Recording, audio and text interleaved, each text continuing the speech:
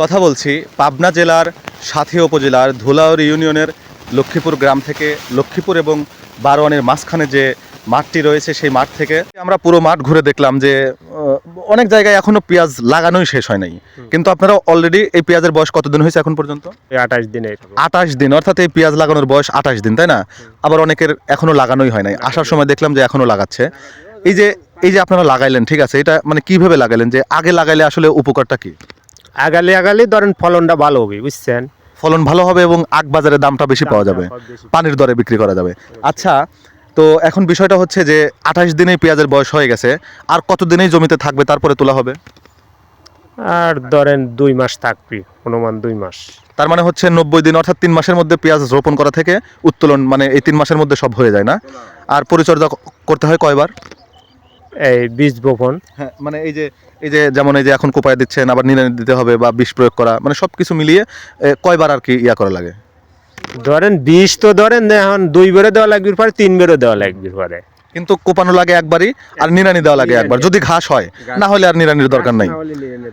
কিন্তু কাটি বেটা গাছ দুইটা থাকবে ওটা উঠে। আচ্ছা, তো এখন জানতে চাচ্ছি যে যারা এখন পেঁয়াজ লাগাচ্ছে, এটার বয়স 28 দিন হয়ে গেছে, এখন যারা লাগাচ্ছে এরা তো আরো অনেক পরে পেঁয়াজ তুলবে, সেই পেঁয়াজের ফলন কি একটু কম হয়? সেটার ভাই একটু কম হবে, কিন্তু সেই পেঁয়াজটা ওই যে মাচায় বা চাঙায় রেখে দেওয়া যায় না, মানে দীর্ঘদিন যাবত আর কি, মানে বাধাই করা যায়। গাড়তে আসবিলা দেন ওটা চাঙায় রাখা যাবে। আচ্ছা আচ্ছা। এক বিয়ে ইজারা লাহা লাগতে হলো 25,000। তার মানে এই জমিটা ইজারা রাখা, অন্যের জমি খাজনা করে রাখা 1 বছরের জন্য, তাই না? আচ্ছা, তো ব্যাপারটা হচ্ছে যে এই যে পেঁয়াজ কোপায়া দিচ্ছেন, অর্থাৎ গুঁড়া আগলা করে দিচ্ছেন, এটার পরেও কি আবার মানে নিড়ানি টিড়ানি কিছু দেওয়া লাগবে? হ্যাঁ, নিরেন লাগবে, কোপানে পরও নিরেন লাগবে। তখন কি সার প্রয়োগ করতে হবে?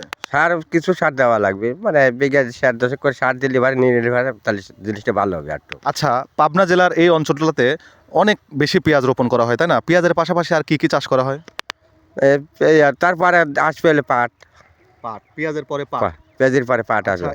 এক খন্ড জমিতে, অর্থাৎ এক টুকরা জমিতে 1 বছরে মানে কতগুলো ফসল উৎপাদন করা যায়? আর পেঁয়াজের পরে হলে পাট, পাটের পরে আবার ধান। ঠিক আছে। তো এই যে কৃষিকাজের সাথে যারা সংশ্লিষ্ট, তারা দেখেন সেই সকাল 6টার সময় আসছে, আজকে শুক্রবার হাটের দিন, এখন পর্যন্ত মাঠে কাজ করে যাচ্ছে। তো এই যে মানে কৃষকের যে শোকগাথা, কষ্টগাথা, ফসল, এই ফসল উৎপাদন করার পরে যখন বিভিন্ন শহরে যাচ্ছে এবং মানুষজন কিনে খাচ্ছে, দেখা যাচ্ছে যে বাজারে 50 টাকা কাল গেছে, আজকে 60 টাকা দাম চাচ্ছে, তখন কিন্তু জনগণ পেঁয়াজের বিরুদ্ধে আন্দোলন শুরু করে যে এত দাম কেন। তো এদের কষ্টের কথা চিন্তা করে হলেও আমাদের মনে হয় যে আমাদের পেঁয়াজের বাজারের যে স্থিতিশীলতা, সেটা বজায় রেখে কৃষকরা যেন লাভবান হয়, পাশাপাশি পেঁয়াজের সাথে সংশ্লিষ্ট যারা, তারাও যেন লাভবান হয়, এই কামনায় আজ বিদায় নিচ্ছি সামাজিক টিভি থেকে। আপনারা সামাজিক টিভির পাশে থাকবেন এবং সবসময় আমাদেরকে সাপোর্ট দিয়ে যাবেন।